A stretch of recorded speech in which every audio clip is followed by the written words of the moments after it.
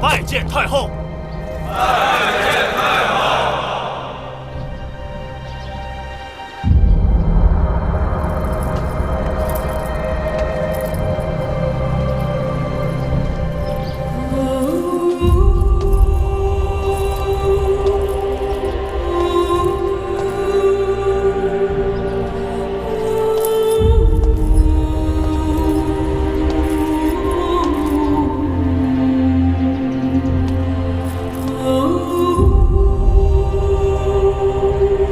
将士请起。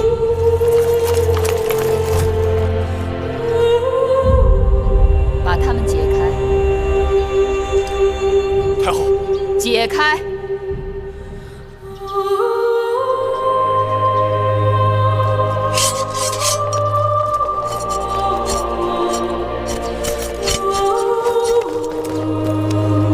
诸位将士，我问你们，你们为何从军？当兵吃粮领饷，在秦国当兵有前途。当兵吃粮领饷，在秦国当兵有前途。魏冉将军，你不必带他们回答。听声音，明明都是口不对心。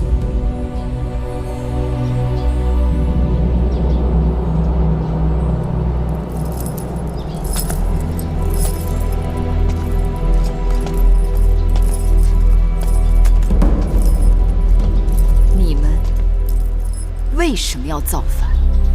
让你还位于大王，请回干相，与诸公子罢兵。朕当者，就真的有违天意？银华、甘茂等人的主张，就真的这么受人拥戴吗？你们当初当兵，必定不是为了造反，你们沙场浴血。卧冰尝雪，千里奔波，赴汤蹈火，为的不仅仅是效忠君王、保家卫国，更是为了让自己活得更好，让自己在沙场上挣来的功劳能够印及家人，为了让自己能够建功立业、人前显贵，是也不是？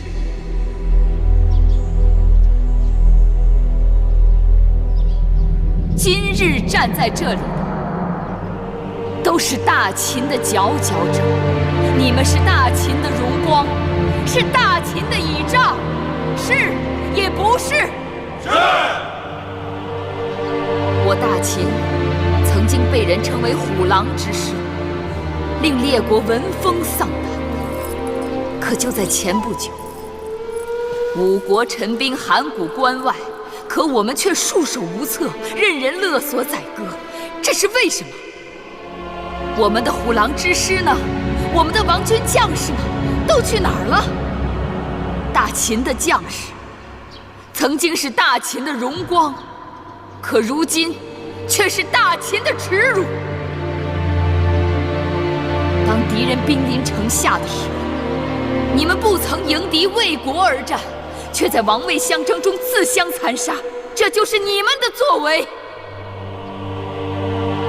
曾经，商君之法约定，只有军功才可受爵，无军功者不得受爵。有功者显荣，无功者虽复无所荣华。可有些人就是不愿意遵商法，要恢复旧制，所以派人来杀我。你们也不情愿，也不想实行新法，是吗？为何你们站在了靠祖上余荫吃饭的旧族那边，自愿成为他们的鹰犬，助纣为虐，使得他们随心所欲，胡作非为，使得商君之法不能推行，兄弟相残，私斗成风。你们的忠诚不献给能够为你们提供公平、军功、荣耀的君王，却给了那些对你们作威作福、只能赏给你们残渣剩饭的旧族们，是吗？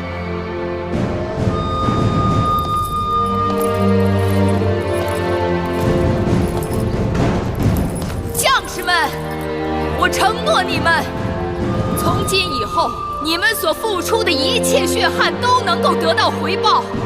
任何人触犯秦法，都将受到惩处。秦国的一切将是属于你们和你们儿女的。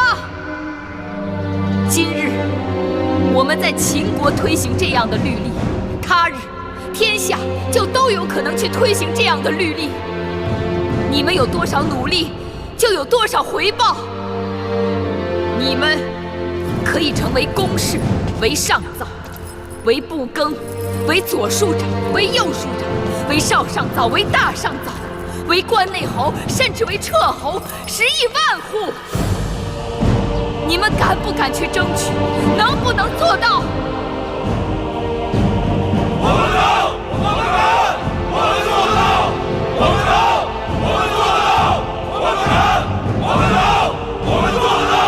太好，太好，太好，太好，太好，太好，太好，太好，太好，太好，太好，太好，太好，太好。臣有罪，请治臣的罪。请治臣的罪。你们有罪，但你们敢于认罪，你们个个都是勇士。我此刻不治你们的罪，我要你们去平定内乱，去沙场上将功折罪，做得到吗？臣做得到，臣做得到。我们敢，我们能，我们做得到。我们敢，我们做得到。我们敢，我们能，我们做得到。我们敢，我们能，我们做得到。我们敢，我们做得到。我们敢，我们能，我们做得到。太好，太好，太好，太好，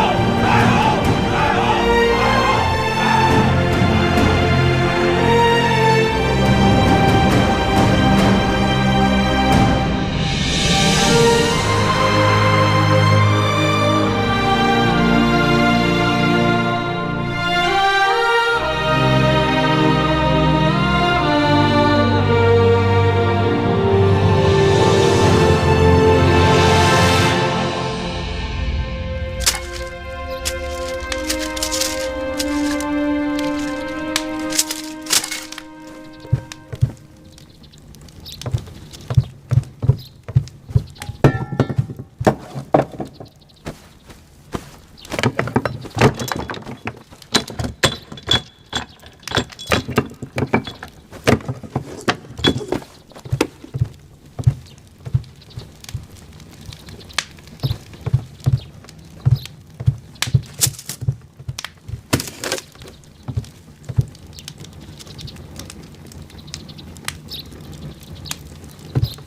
甘茂去了雍城，是，蒙敖将军出手说甘茂是刺杀太后一案的首犯，所以他就仓皇出逃了。哼，去了也好。太后此言何意？甘茂是朝中老臣，树大根深，若留在咸阳，定会不甘寂寞，时时煽动朝廷故旧与我们闹事，让咱们眼前不得清静。这下他走了，倒是成全了我们。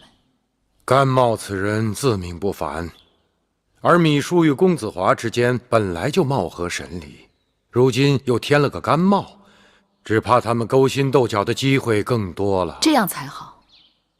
眼下我们先不攻打雍城。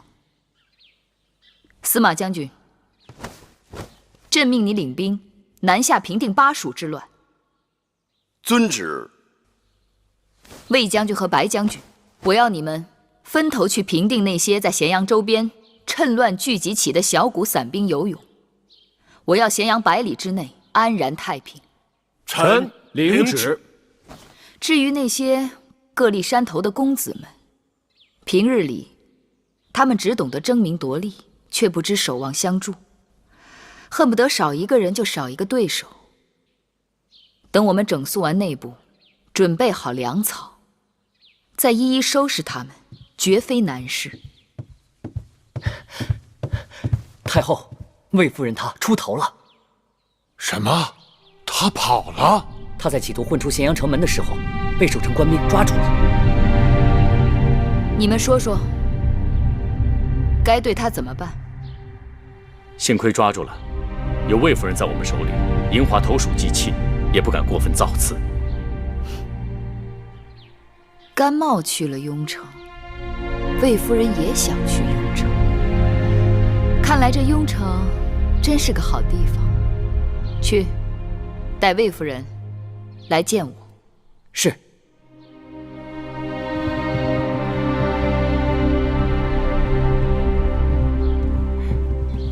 太后，魏夫人来了。见着太后还不下跪？不必了。木心，在。给魏夫人烹茶去。是。你已经抓到我了，要杀要剐随你便，不必假惺惺的。魏夫人说的奇怪，我为何要杀你？坐。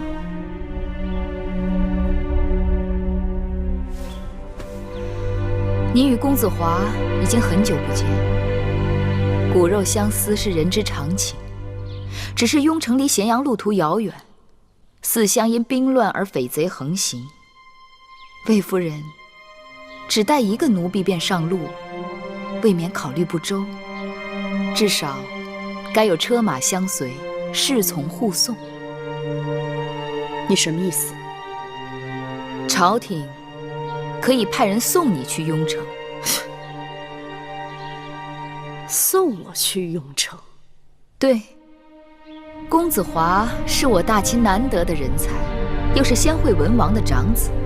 只要魏夫人去了雍城，劝说他解散叛军，恢复秦法新政，一切就都好商量。怎么好商量？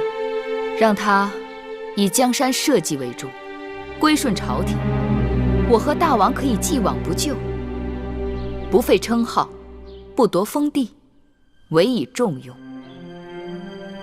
怎么，魏夫人，你不愿意？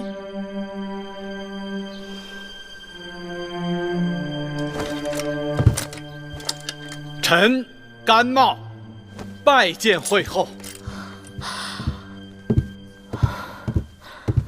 甘相快请起。我等苦盼甘相，如盼甘霖，如今得到甘相前来相助，实在不胜欢心。芈月要将大秦带到衰亡之路，我蒙两代先王恩惠，不能不站出来啊！甘相所言极是，那芈月倒行逆施，你我当然要同仇敌忾。去，给甘相上茶。是。请。惠后或许不知，与我前后脚来到雍城的还有一人。谁？公子华的生母，魏夫人。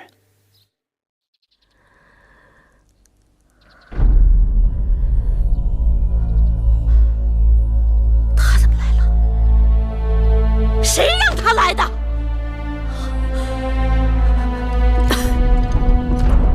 公子。母亲，孩儿不孝，让母亲受苦了。华儿，快起来！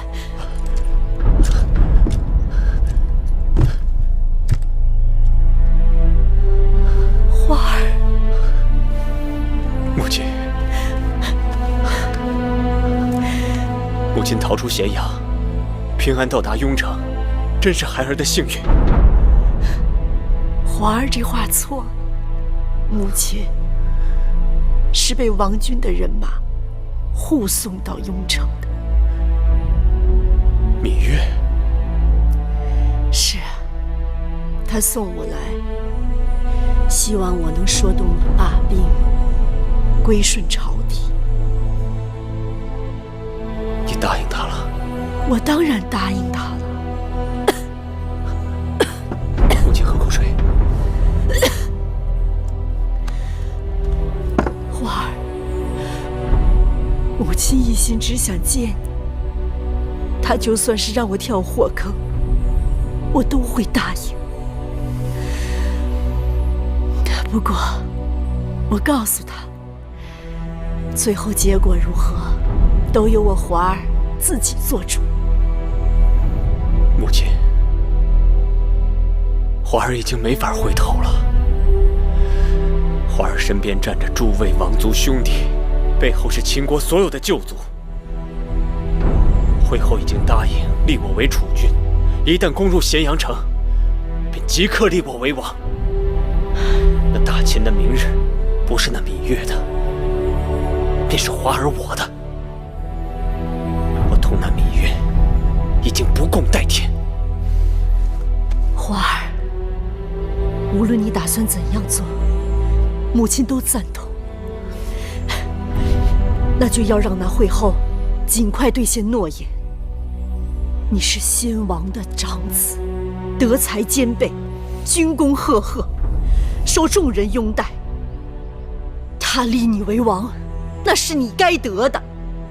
有了这个名分，你就可以名正言顺的带领着你的兄弟们进军咸阳。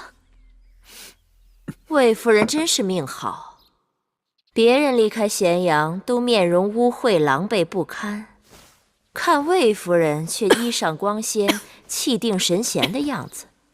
这一路上怕是也没吃什么苦吧？惠后说得对，人该吃多少苦，都是命里有数的。上天眷顾我华儿，我也跟着沾光。依微臣看，魏夫人能来雍城也是件好事。从此公子上阵杀敌，也就不会再有后顾之忧了。确实，由此可见，芈月能从魏夫人来雍城，那也是从善之举。你胡说什么？那芈月会有此等善心？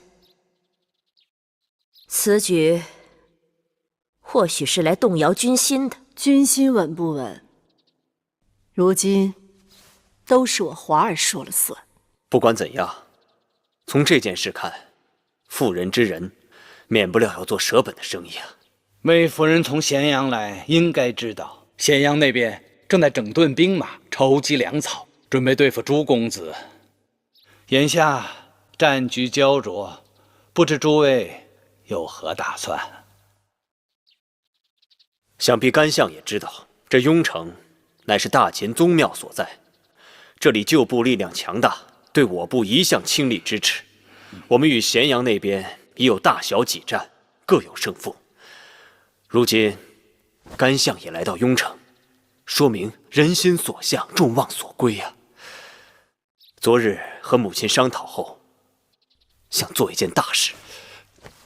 请说。咸阳那边与我们是王位之争，也是一场名分之争。母后是嫡母，而芈月那妇人的身份却只是个八字。虽说公子季有先王遗诏，但母后信誓旦旦说那遗诏是伪造的。可如今，却让那芈月之子矫诏登基，误导天下。若我们也能在雍城宣告登基，就可传召天下，号令父王的旧部老臣倒戈。兄长得陇望重，为我大秦之王，乃是众望所归。华儿说的是实情，但此时此刻宣告登基，恐怕不妥。有何不妥？你应当知晓，在母后心中，你是大秦唯一的新君。我们之所以能跟咸阳抗衡，是因为我们聚集了朱公子的势力，人马兵力甚至多过芈月的兵马。朱公子虽威望才德远不及你公子华，但他们人人皆有争位之心，王位空置，可以使他们戮力同心。若是公子莽撞宣布登基为王，朱公子心生不满，只怕你公子华会成为朱公子的敌人。那也不能一直这样下去，让我华儿无名无分，出生入死。母亲不必多说，你们该知道，我嬴华并非真的贪图那个王位，我只是为母后抱屈，不忿那芈八子以伪诏发号施令，完全不把母后放在眼里。华儿为母后着想，我记在心里。其实母后也巴不得你公子华立即登基，运筹帷幄，号令天下。但母后也得为大局着想。从长计议，会后此言诚恳，以臣之见，还是暂缓称王为更好。只要会后在，朱公子为了示好会后，便会听从我们从雍城发出的号令，公子的王位也指日可取。好了，此事就商议到此吧。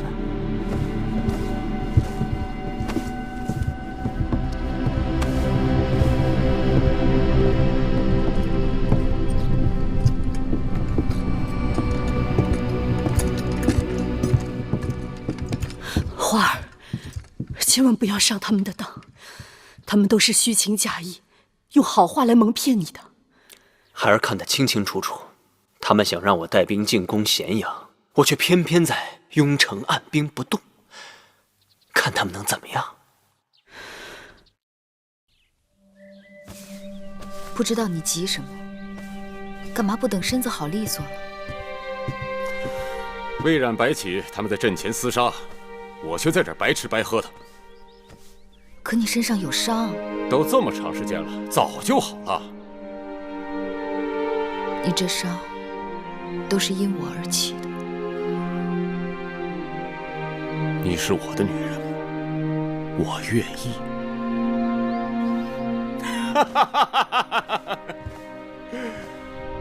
眼下我就是想把你割让给韩国、楚国的城池土地都拿回来，省得那些老家伙们在朝堂上鼓噪个没完。别的倒也罢了，那连接巴蜀的上庸之地，是秦楚必争之地，凝聚着几代秦国君王的心血，由我手里交出去，的确心痛。你放心，他们拿你的东西，翟离让他们加倍奉还。刀剑无情，你自己要小心。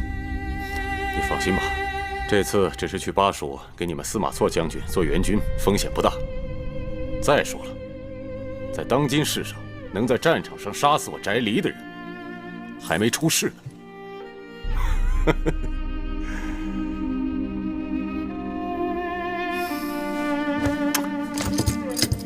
等我回来。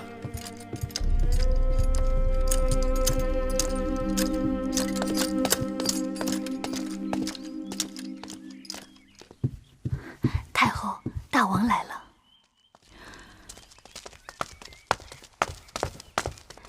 幸亏义渠君走了，不然不知道又会有什么麻烦。母后，你怎么出来了？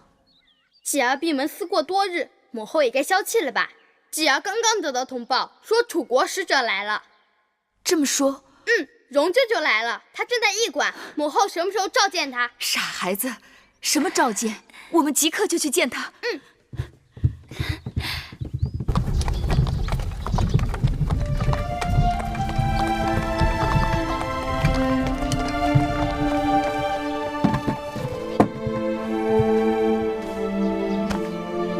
拜见太后，拜见大王。人在哪儿？禀太后，在里面。蓉儿，蓉儿，姐姐，蓉儿，姐姐，我一直以为可以通过自己的努力获得封爵，可这么多年来一直是水中捞月，最后还是多亏了姐姐。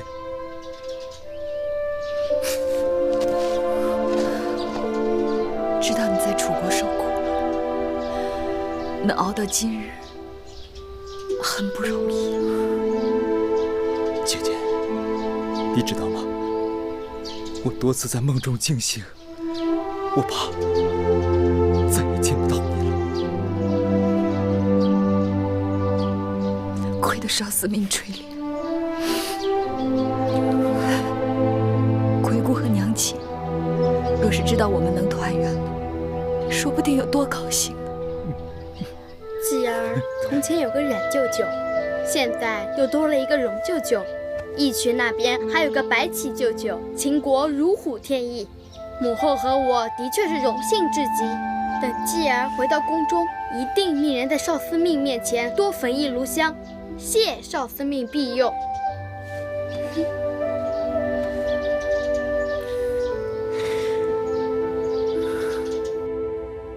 雍城那边这几个月来一直按兵不动，眼下秋粮丰收，王军征兵买马，草粮充沛，义渠军相助，司马错在巴蜀平乱顺利。诸公子当中，魏良人的儿子公子池已率先向朝廷表示归降，其他公子也有人悄悄向朝廷表示了归顺之心。因朝廷下旨，凡宗室旧族支持公子们造反者，一律取消绝路和暗例攻击。旧族们开始与叛军疏远，诸公子闹事的气焰日渐式微。楚离子，你看呢？是时候了。好，你是大宗伯，掌管宗室之事，平日里又与众公子们多有来往，就由你即刻写信给诸公子，就说大王与他们本属骨肉至亲，他们割据造反也是为了自保，所以既往不咎。大秦儿郎不能自相残杀，徒为亲痛仇快，请他们回咸阳共佐大王。若不肯归降，就以叛逆之罪行征伐之师，到时候就后悔晚矣。是。这是刚在边关截获的会后敏书发给大王的信函。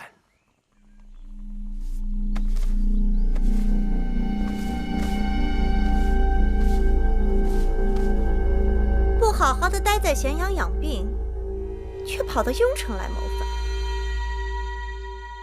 眼下秦楚联姻在即，这不是成事不足败事有余吗？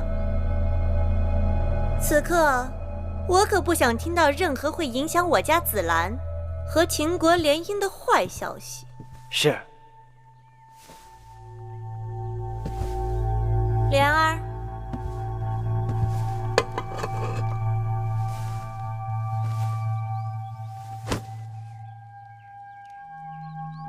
蒙将军当真要冒险去雍城？蒙敖，承太后不杀之恩，悔不该当日做出那些糊涂之事。眼下雍城的旧部仍然在走我以前的错路，蒙敖不忍看兄弟们自相残杀去送死。如能劝他们归降太后，于公于私都是好事啊。好。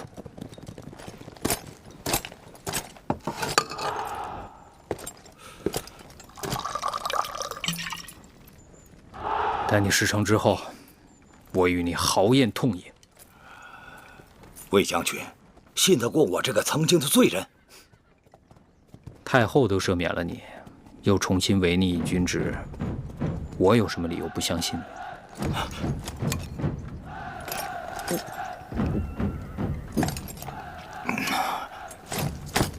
末将告辞。后会有期。芈八子在宣誓殿已经坐稳，就要对我们动手了。可那公子华却以各种口实百般推诿，至今按兵不动。咸阳正在调集兵马，要征伐诸公子。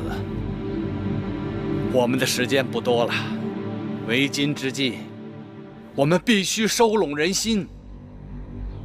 我想以会后之名通告天下，请诸公子到雍城聚集，由公子华为主帅，共讨咸阳贼兵。好，就照甘相说的这么去做。恐怕诸公子们见不到好处，不肯来呀。甘相以为我还能给他们什么好处？粮草、钱财，还是封地？这些好处得统统拿下咸阳城才有。眼下就是两手攥空诀。问题的关键还在银华。这个银华还在跟我讨价还价。我知道他想要什么，权衡轻重。看来这次我是不得不给他了。大战在即，会后必须速做决断。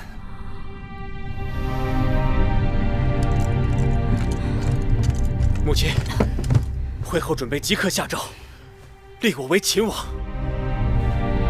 会后要立你为王了，太好了，太好了！终于盼到这一日了，华儿，你是大王了！你当了大王，出征讨伐贼子，也好出师有名，号令天下，招抚王军归降。母亲，母亲，母亲！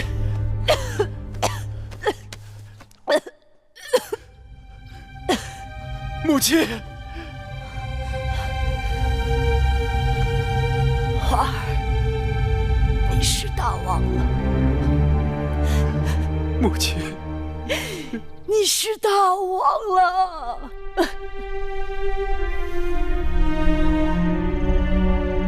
诸位将士，我银华临危受命为秦王，肩负社稷江山之重任。芈氏母子谋权篡位，大逆不道。我与王弟们联手，征伐芈氏。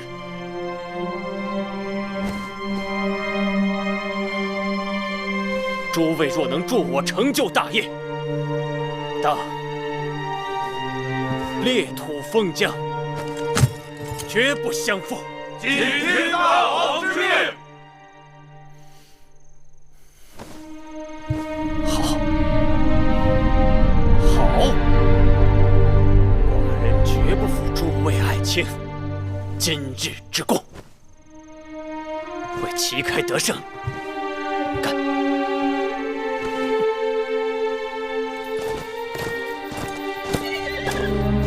你们跟着我蒙骜出生入死多年，我想跟你们说几句心里话。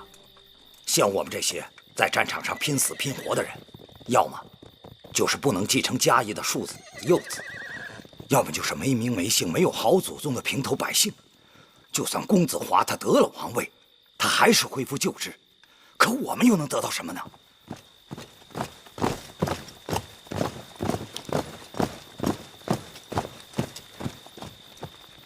如今秦人陷于内乱，我们与其给那些宗室旧族做鹰犬家奴，还不如去投效一个能够给我们公平的君王。至少心里头明白，我们拼死拼活的打仗是为了什么。如果我们战死沙场，我们的家人，他们又能得到怎样的保障？将军说的对，我们都听您的。将军说的对，我们听将军的。朕得到消息，公子华自立为伪王，恢复旧制，倒行逆施。另外一些叛乱公子的兵马也已经开始向雍城集结。我大秦王者之师95之尊，从今日起，我等将征伐诸公子之乱。楚礼吉，臣在。朕命你亲自起草讨伐檄文，将尹华等人背道逆礼之罪昭告天下。遵旨。尤润，臣在。以为中军主将。遵旨。白起，臣在。以为中军先锋。遵旨。魏然、李荣，臣在。你们各领一支人马，分头为左军和右军。我要你们依我的旨意，听从雍大人调遣，征伐雍城之叛军。遵旨。望尔等齐心协力，共同剿灭叛军，保我大秦一统江山。臣遵旨。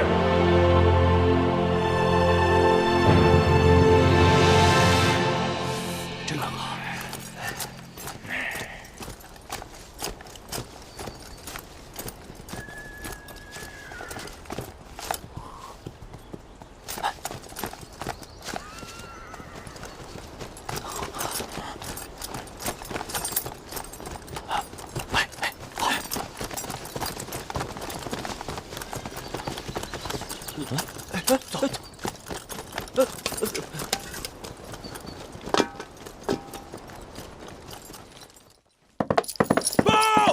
白起将军大败公子峰！报！白起将军大败公子峰！公子雍率众归降！捷报！公子雍率众归降！捷报！司马错将军与义渠军平定蜀中之乱！司马错将军与义渠军平定蜀中之乱！捷报！什么友谊？喝了这么多的药，一点用都没有。魏后，您消消气，这兵来如风，兵去如灯，急不得。我不是急，我是恨呐！樱花这个没用的东西，他也能算是一个大王？不但朱公子没有几个甘心跟随，就连他自己的将士都拢不住。这芈月的兵马刚要打来，自己底下的将士就散了一半。平日里天天围着我转，这10天半月人呢？这人都干什么去了？他打的什么主意？魏后，如今王军已兵临城下，咱们得想想退路。退路？往哪儿退呀？这世上没有一个可信的人，就连自己的至亲骨肉都靠不住。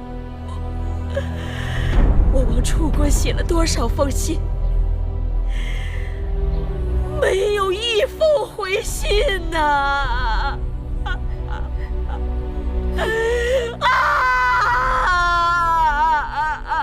没有一封回信呐！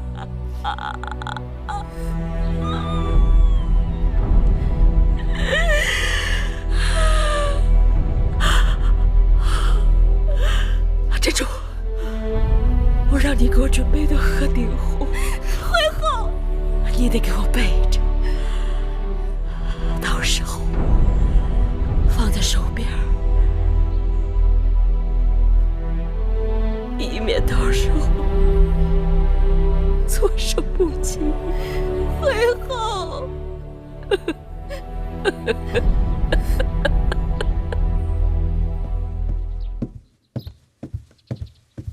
夫人，这是您的凤冠。大王真是孝顺，让雍城最好的缝纫绣娘做出来的嫡衣，一点不比咸阳宫里头的差。这会不会僭越了规制啊？夫人是大王的亲生母亲，就是该让天下知道大王心里头最敬重的人是谁，免得人前人后让惠后压了夫人一头。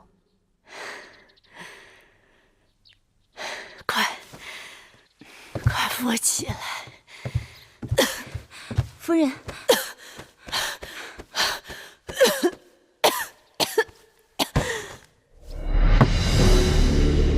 王军已经开始攻城了。大王，南门也兵力空虚啊，北门也快顶不住了，损失惨重啊！是啊，大王，速做决断呐！大王，大王，王军已经是魏冉和白起的人马已经破城而入了这大王，怎么办？大王，莫慌，你们几个快随寡人冲出去！是。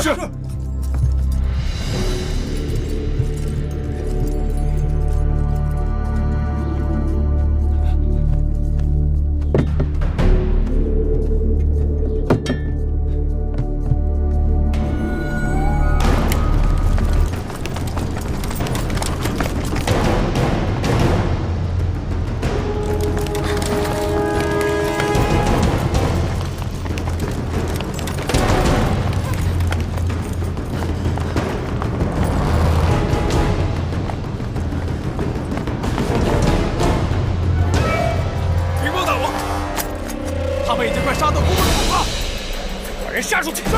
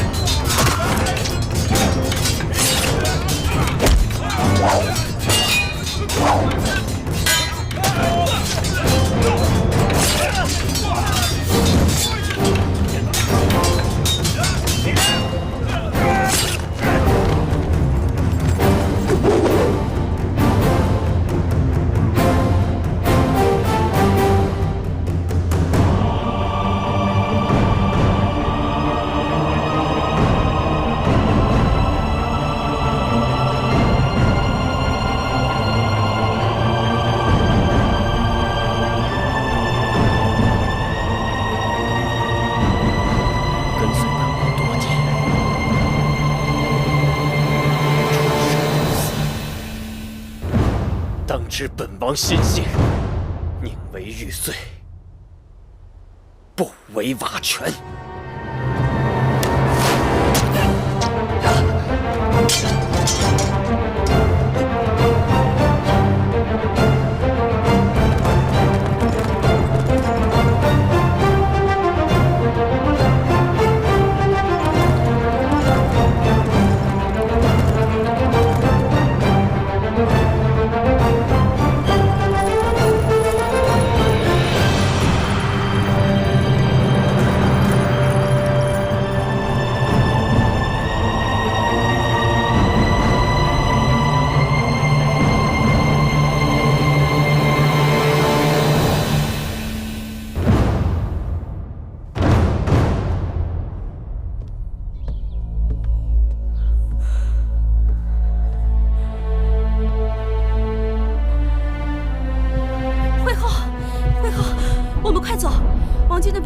杀进雍城了。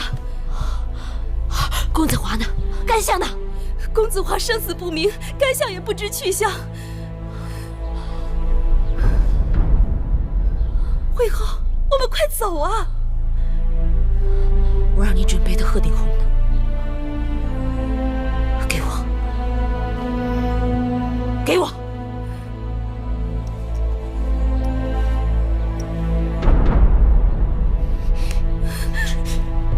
惠后，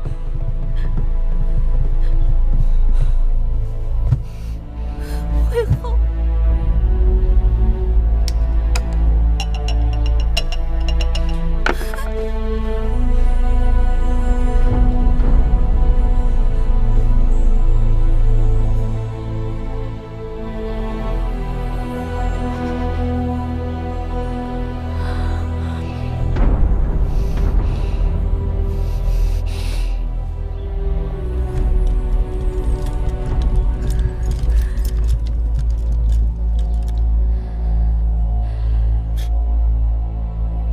别在那装模作样，请吧。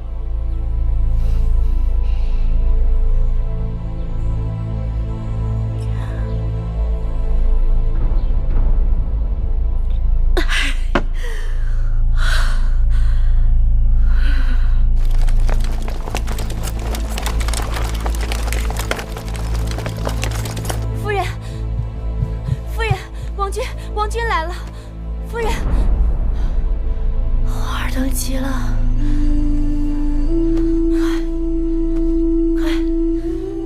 快把我的笛衣拿过来。将军，夫人，快去。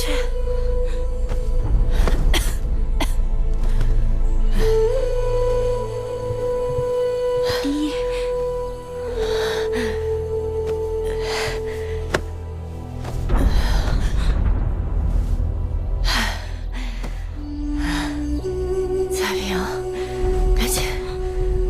起来，换上笛衣，帮我把头发梳了。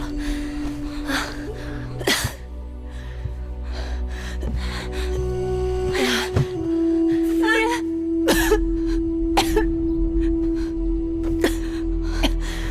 夫人，啊，夫人，彩萍，你听，是花儿。车马异常的声音，是花儿的人马来了。花儿特地派人来接我了，夫人。夫人，你看呀，花儿用的是王一鲁柏。魏家盾，威风凛凛。我花儿，我花儿，我花儿，当上大王吧！快帮我把笛穿上！快！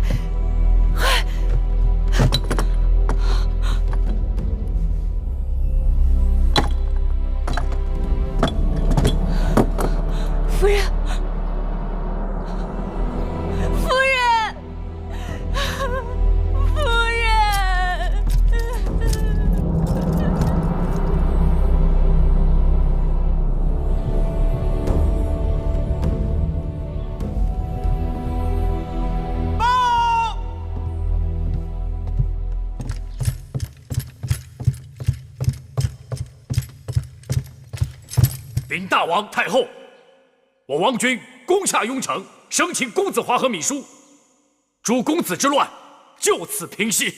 臣恭贺大王，恭贺太后，兴许大秦社稷，从此四海升平，八方宁静，万国来朝，千秋太平。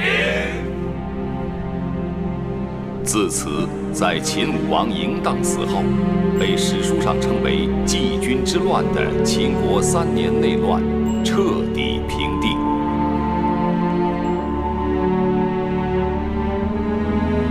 7位参与叛乱的公子，如今都已被囚禁。敢问大王太后该如何处置？秦法上规定，叛乱之人当如何处置？处离子。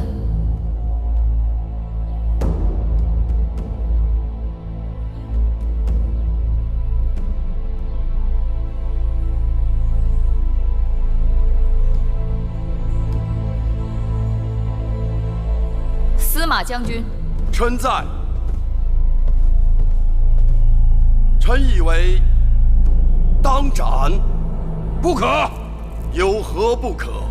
他们都是先王之子，纵有罪行，怎可与庶民同责罚？是啊，都是公子王孙，纵然是谋反，成者为王，败者只是不关痛痒的轻罚几下。江山社稷成了他们手中的玩物，全然不顾祖宗庙堂使路出没，8乡4野豺狼横行。3、5年后，他们高兴了再反一次。谁在意生灵涂炭、哀鸿遍野、民不聊生？不让他们付出代价，造反在我大秦便永远如同儿戏。枉死几万兵士、数十万庶民，亦如大风吹过，片叶不沾。如此国不成国，法不成法。一旦外敌到来，江山覆亡，呜呼哀哉，灰飞烟灭。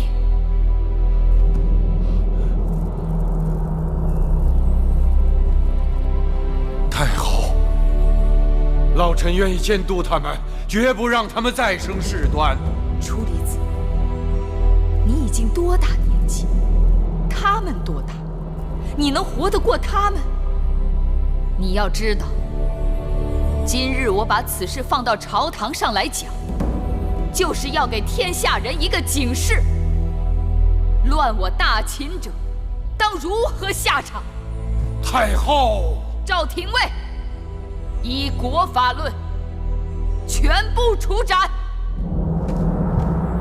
太后，你若将诸公子处斩，老臣再不敢立于朝堂了。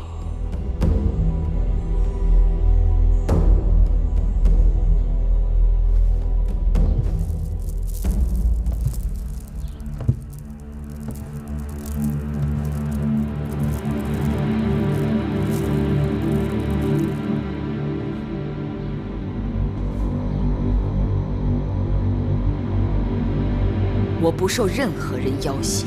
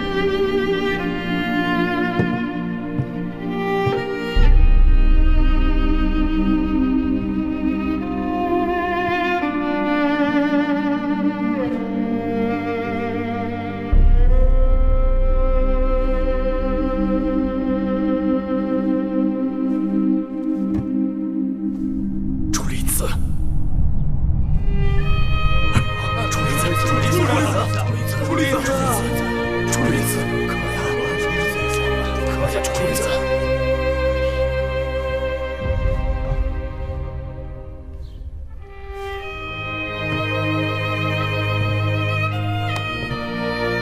楚离子，三思啊！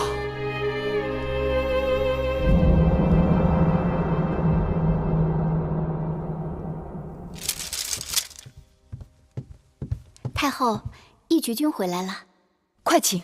是。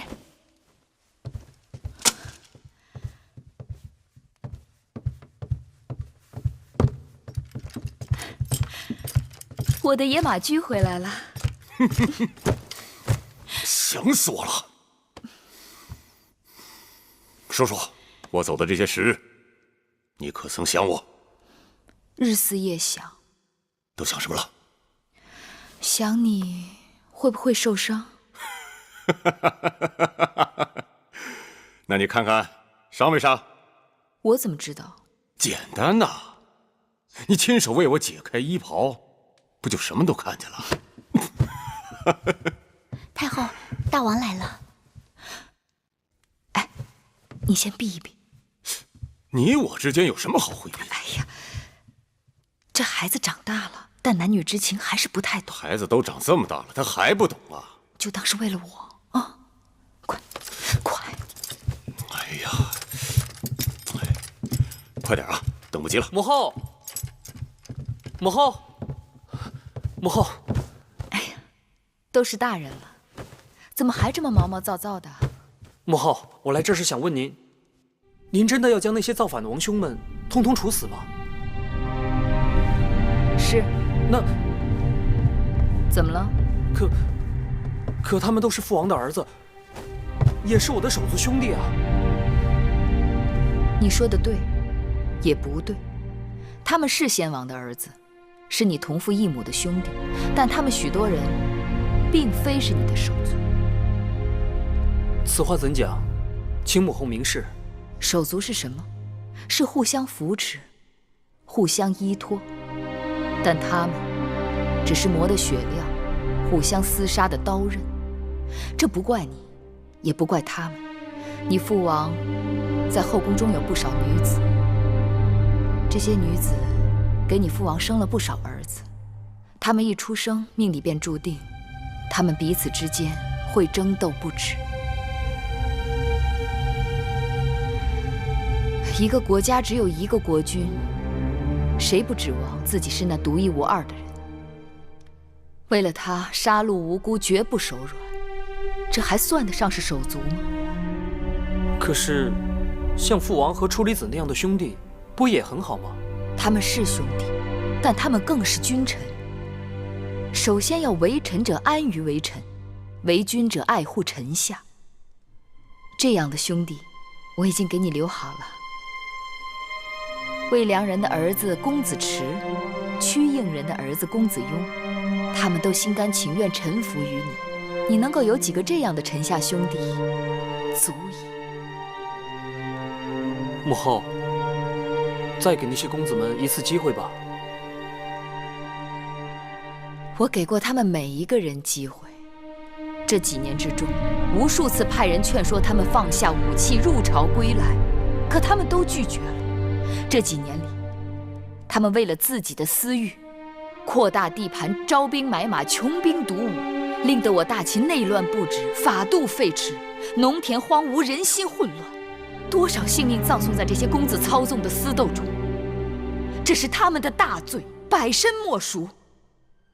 若是因为他们是公子王孙就可以免罪，那还要秦法何用？可母后这样杀了他们，只怕天下人会议论纷纷，他们会说母后不仁。哼！天下人要围攻秦国，还欠理由。若因为怕，就畏首畏尾，自废手脚，如何执政秦国？再者，既然这不仁的罪名一定要有人背，那就干脆让母亲来背吧。记得小时候你爱吃鱼，母亲总替你将鱼骨挑了。眼下母亲就把它们视作是鱼骨，等有一日你亲政了，就不会被这些鱼骨哽住喉咙，你就可以做一个天下人，敬慕的、仁义的大王。可不管怎么说，他们也是王族。人言千金之子，不死于世啊！矫情！不死于世死在哪里？有人谋逆，明明该死，却要我假意仁慈，发配他们到乱军之中，然后暗使手段，或下毒，或坠马，或落崖，让他们死得无声无息。我偏不，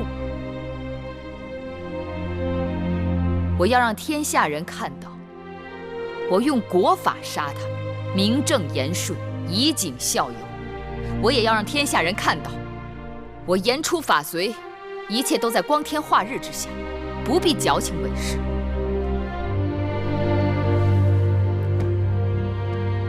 你还有话，一并说出。母后光明正大，那为何要与那义渠君？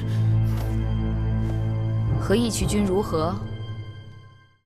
苟且吗？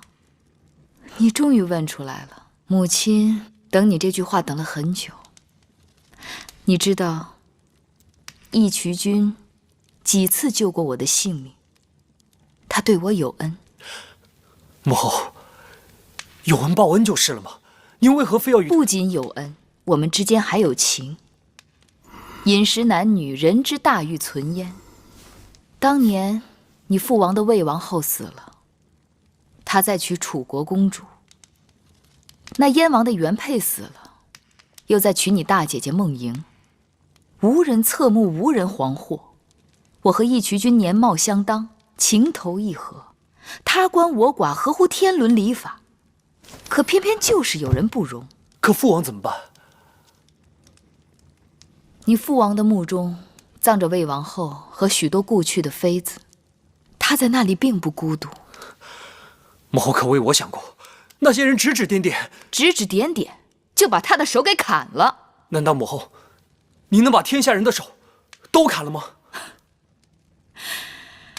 天下人多少衣不遮体，食不果腹，哪有功夫理会毗邻榻上睡着的哪对男女？继儿，过来，坐到母亲身边来。过来。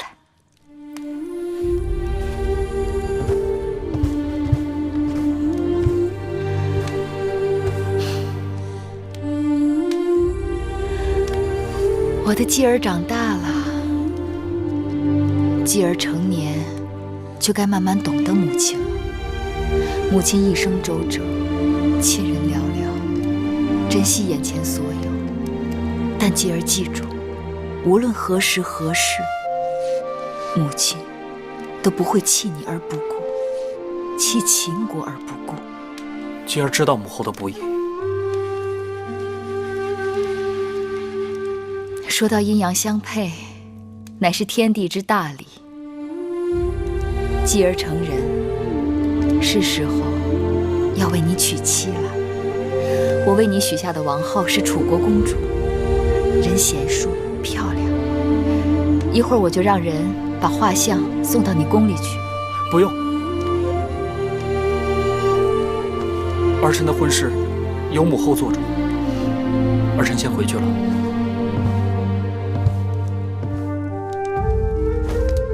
儿臣告退。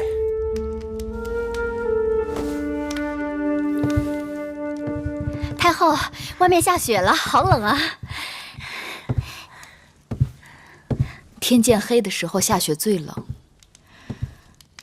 在燕国时，寒冬难挨，亏得有义渠君送的皮毛，魁姑把它们做成了袍子，继儿才能熬过来。玉儿放心，以后会日日出城狩猎，让你和继儿日日有不重样的新衣穿。好，你出门狩猎，去获取百兽之身。我此刻要出趟宫，去收服老臣之心。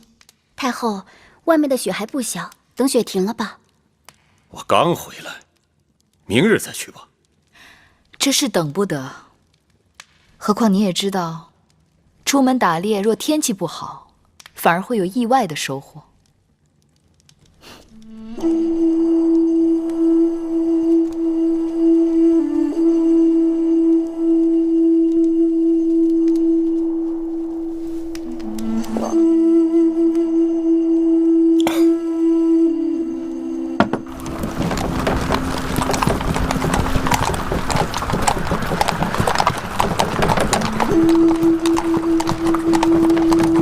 挂件。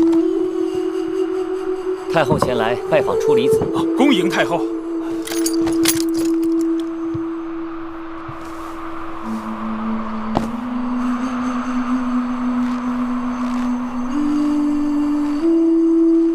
拜见太后。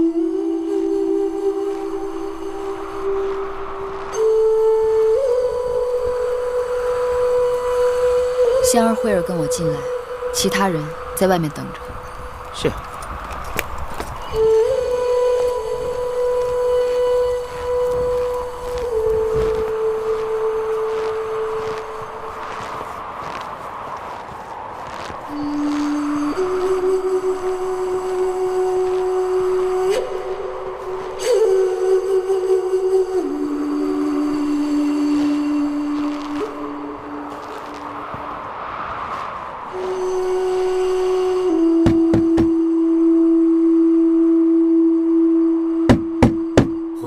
敲门，是我，芈月。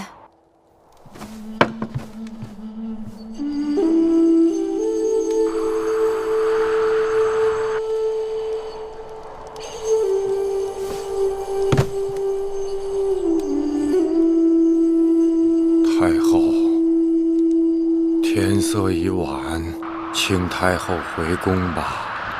内忧外患，刻不容缓。老臣已经递上了辞呈，我还未允准，也绝不会允准。臣与太后还有何用？你可以与我无用，但你不能与大秦无用，与嬴氏家族无用。我要你做嬴氏家族的定海神针，为嬴氏家族做一个大长老。我不情愿。说气话无用，作乱的朱公子，我是一定要杀的。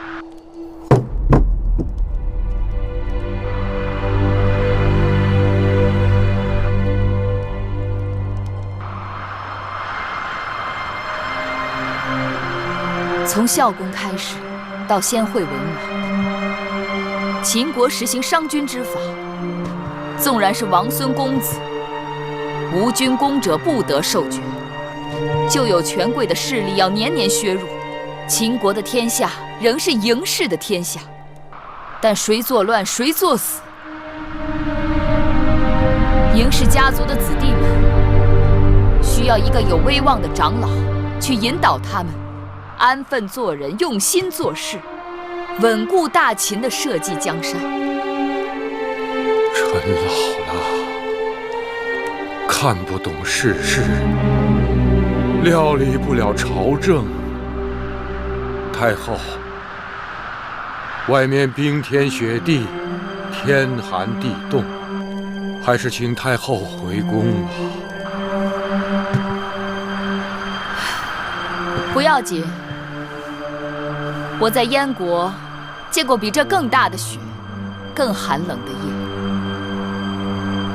我会等你出来，与我一起议政。你一刻不出来，我等你一刻；你一夜不出来，我就等你一夜；你一世不出来，我就等你一世。我就不信你一辈子也不出来。太后如果自己愿意等，那老臣也不勉强。老臣要歇息了。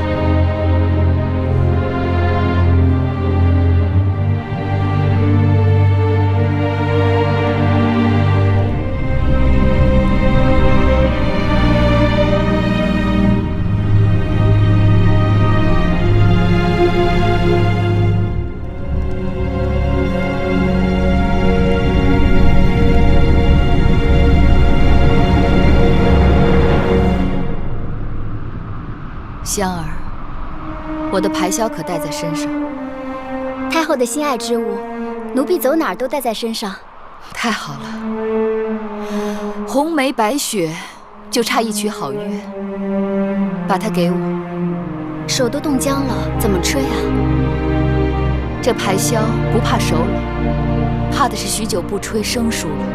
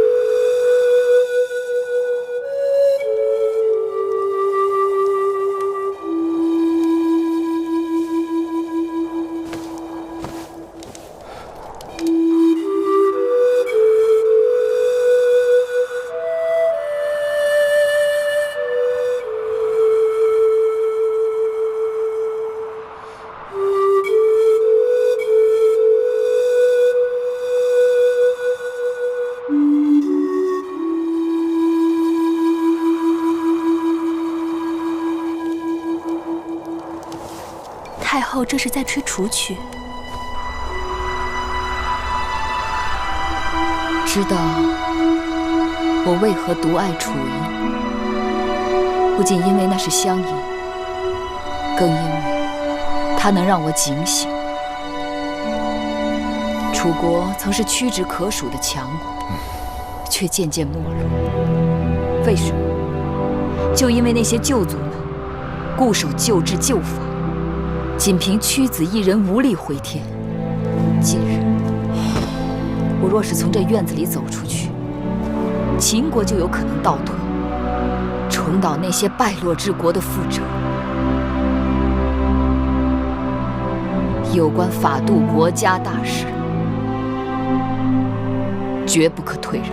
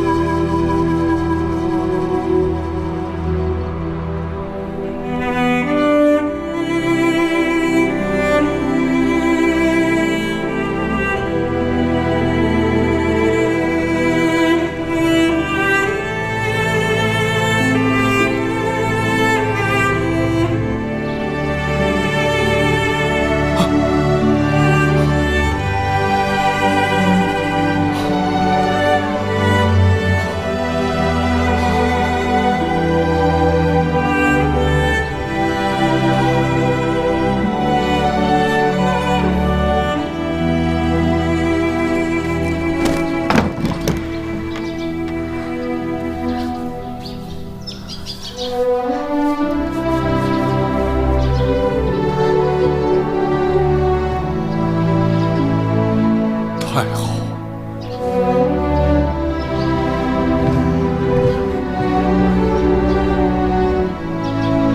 楚离子，你起得好早。来，起来，快起来。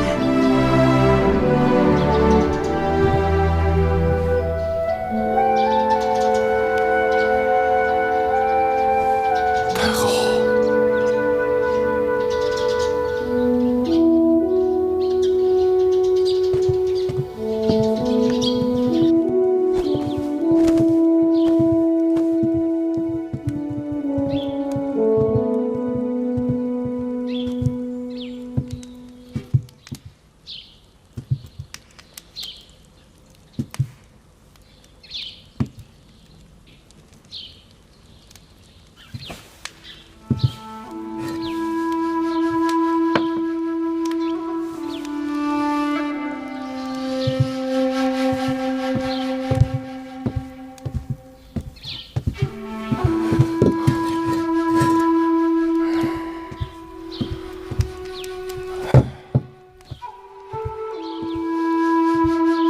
后烤烤火吧。还好在燕国时练出来了。我们在燕国时，极冷的天气却买不起炭火，几次差点冻死。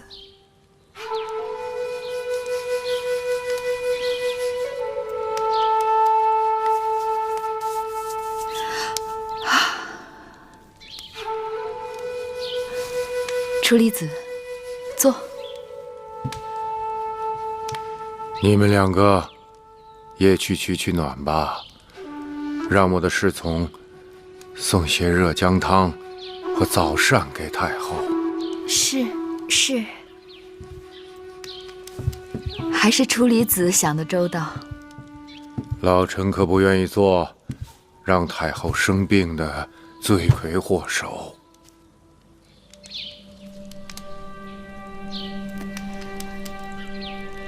你对我有怨气，却拿我没办法。老臣自然没办法。老臣不及太后。你何事不及我？老臣聪明不及太后。错。若论聪明，世人都说智如初理。你不聪明，谁还敢说自己聪明？太后取笑老臣了。我的确不如你聪明，但你却拿我没办法，因为我能豁得出性命，吃得了辛苦。我虽出身王族，却一直被人踩在脚下，一无所有。我不墨守成规，也不怀挟偏见。我既能一致决生死，又能一笑泯恩仇，这些你都不如。楚离子，你聪明，但你又太过聪明了。未虑胜先虑败，未虑得先虑失。你的聪明害了你。我要除掉谋反的公子，你心痛了。我不跟旧族们妥协，不承认他们借战乱掠取的土地，你怕开罪了他们。我要凭功论赏，改革军制，你怕军心不稳。我刚刚针对顽症痼疾略施药时，你就觉得四处风雨飘摇，江山不保。你呀，把自己给吓死了。是我赢视江山，生死我都跟他绑在一起。若有一日天下大乱，太后躲得掉，老臣和大王却是躲不掉的。你若真心忧国忧民，就站到朝堂上去，不管谁妒国害民，都与他势如水火，不共戴天。可他们是我秦国的王族，嬴氏子孙呐。是啊，那些跟随他们的人，都还是秦国的老旧族呢。可是楚离子，你何不将眼光放远一些，想一想，若过10年、20年，有一日，秦国再也不分什么老秦人、新权贵，所有生活在我王旗底下的都是秦人，如同700年前，天下所有人都奉周天子号令一般。那一日，秦法取代今日的周礼，诸侯之间再无战争，四海归一，天下奉秦，国泰民安。楚离子，你可敢愿大秦有这样的一日？太后雄心虽好，谈何容易？别忘了，我秦国刚刚被人割去不少国土城池，还是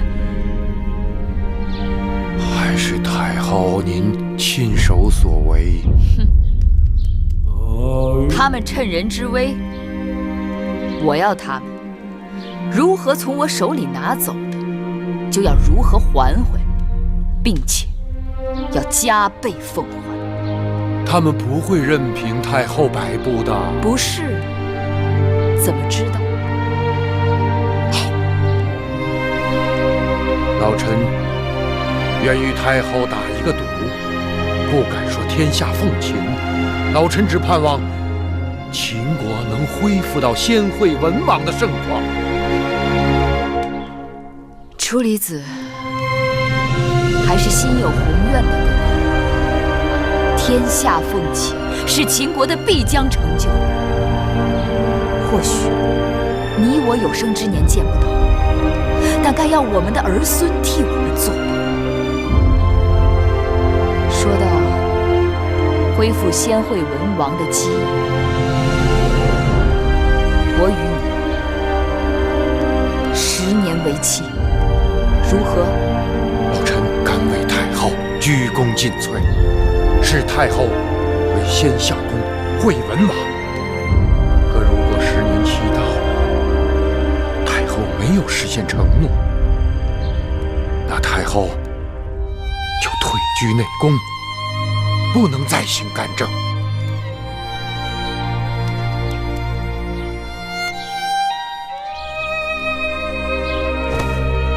好，君子一诺。好，老臣与太后即按3下为约。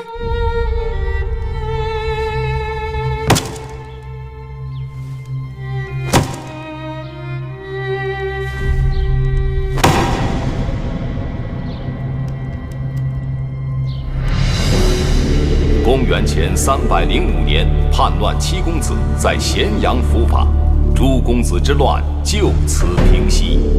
清醒！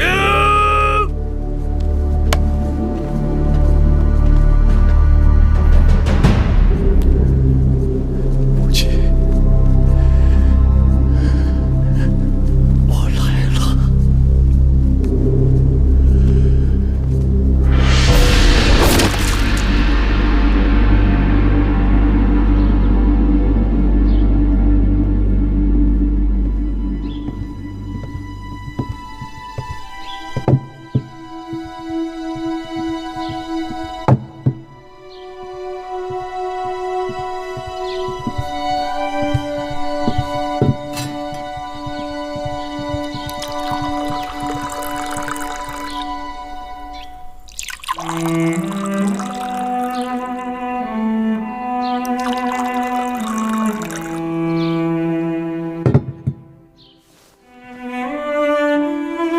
大王，我来看你了。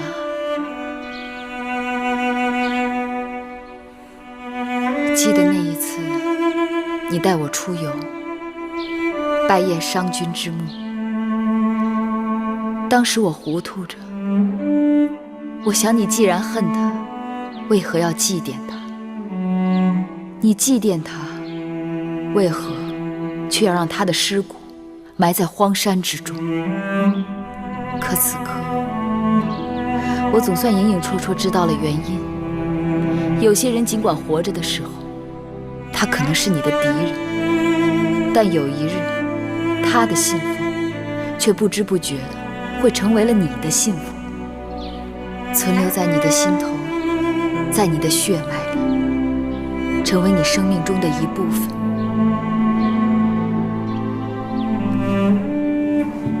这杯酒就敬给那个让你爱恨交织的人。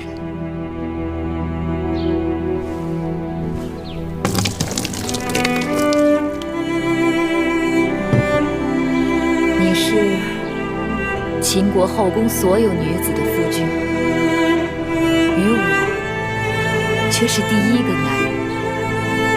我曾经爱慕于你，依恋于你，视你为父为兄。你对我有桃李之交，开导蒙昧之恩。尽管妇人之情与你是最看轻的，远远比不过江山社稷，但你却给了我从未给过其他妇人的信任。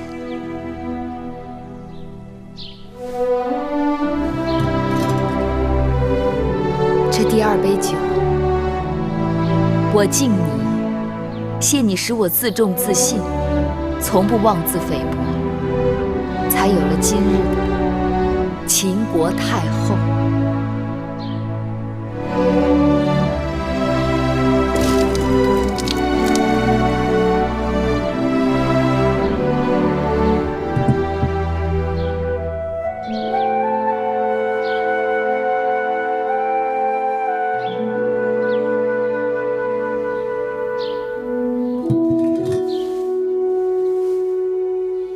这第3杯酒有些难了。我一直问自己，倘若你在世，是否会情愿拿你那7个公子的性命，来换取秦国天下的长治久安，换取商君之政的重新推行？我狠心做了一件世人都觉得为难的事，但若是不做，只怕秦国就要为难。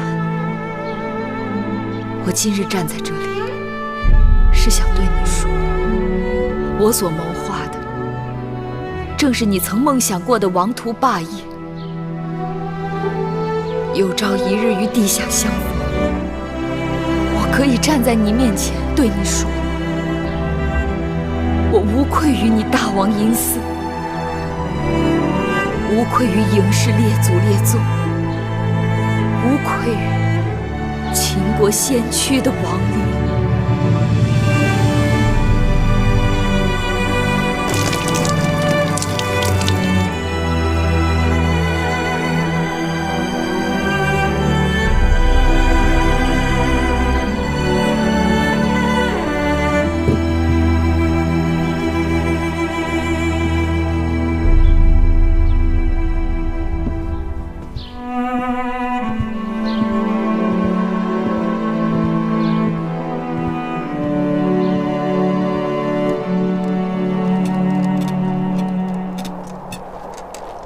木心，你可知俗语“瑞雪兆丰年”？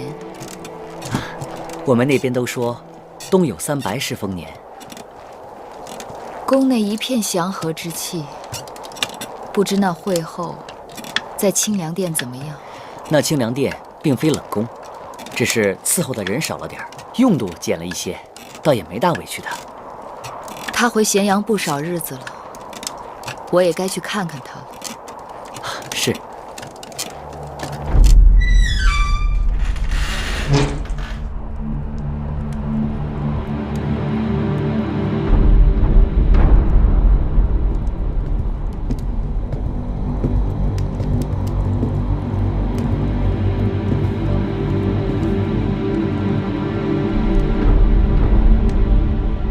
太后来了，你怎敢不起身跪拜？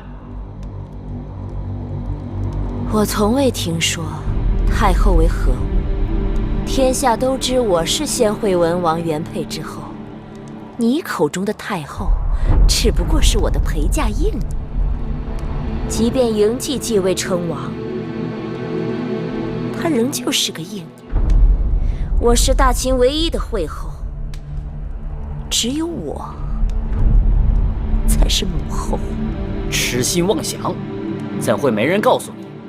因为失德，你已经被废掉了尊位。大胆！想要废我尊位，也得等我到地下由先王来废，由不得你们。没关系，他不用归我。即便废掉尊位，她仍是我的姐姐。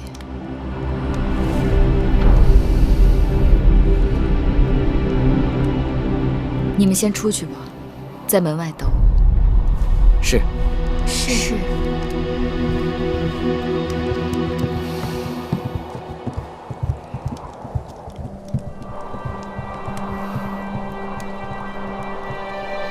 如今，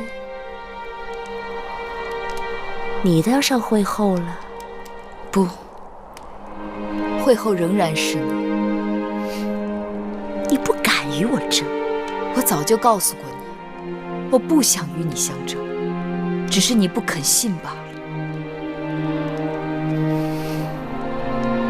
争不争你都赢了，说这些有何用？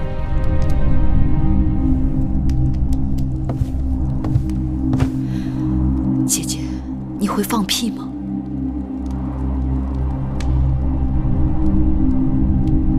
你说什么？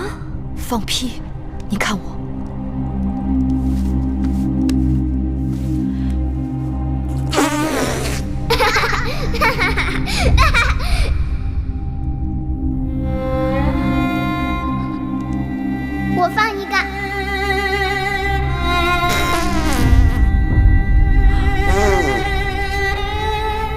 放个连环屁。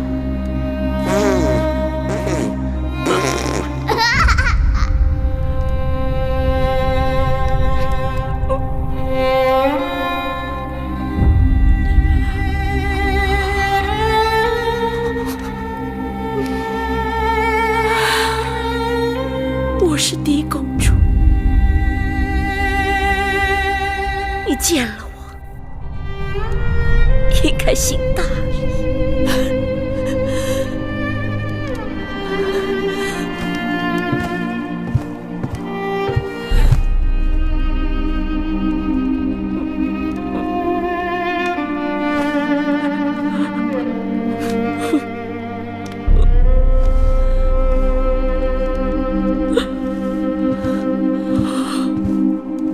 向你行礼，你应该向我行礼了。为何来而不往，非礼亦乐。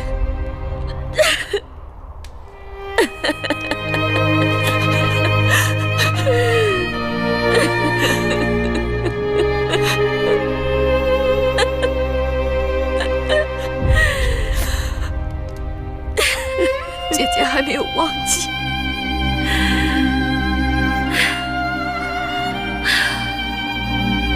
忘记什么？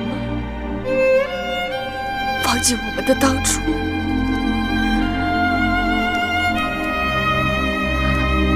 那时候太小，什么都不懂。可是我们很快乐。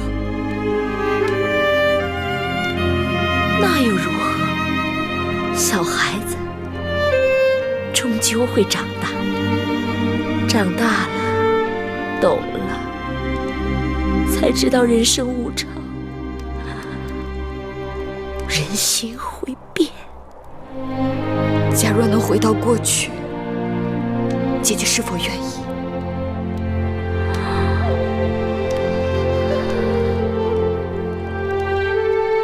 你我都已回不去了。不曾试过，怎知不行？是什么？怎么试？难道你能让时光倒流？能让先王与我情谊如初？能让荡儿起死回生？能把江山社稷重交于我手中？假若没有那么多的纷争，你我能回去吗？不可能，你我一开始就错了。我是狄公主，生来就该做王后、母后，而你是庶出，只能给人做应女。所以，不是回不去，是姐姐不愿意回去。你以为你的儿子当了王，你的身份就变了吗？能与我平起平坐？当年我与先王成亲，就是在这清凉殿里度过了我的新婚之夜。先王对我温柔多情，而你们几个应女就坐在那边的地上，夜夜服侍。再过多少年，多少代，哪怕这清凉殿倒塌了，大秦后宫也会记得我芈姝，记得我这个惠后。没有人会知道你这个八字的。万一事与愿违，姐姐说的都是错的。那我也要将错就错，一错到底。我的人生告诉我，成则为王，败则为寇。如今我无夫无子，孤家寡人。你若真想成全我，去杀了我吧。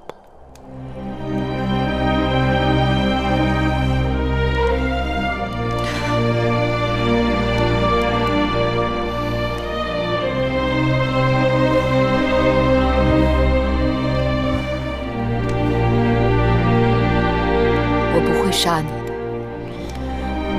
你不杀我，难道你还要把我留下来，白白折磨我，让我生不如死吗？姐姐，你又错了。大秦只杀强敌和对手，如今姐姐孑然一身，手无缚鸡之力，我杀你作何？既然你已不是对手，我折磨你又有何趣？你虽名位已无，但你仍是我的姐姐，我会永远记得你曾对我的情分，保你衣食无忧，在清凉殿安度余生。